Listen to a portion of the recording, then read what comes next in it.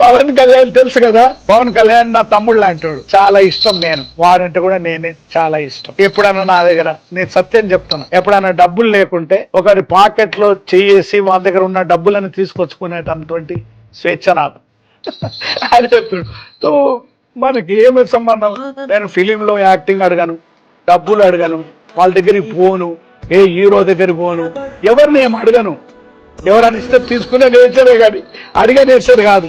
మీ దగ్గర వస్తే ఛాయ్ పోస్తే తాగడమే. అందుగురించే పవన్ కళ్యాణ్ కూడా చాలా ఇష్టపడతాడు. మా కష్టాలలో ఎప్పుడైనా నాకు చాలా డబ్బులు లేనప్పుడు అని చెప్తాడు. సో మనకి ఏమి సంబంధం?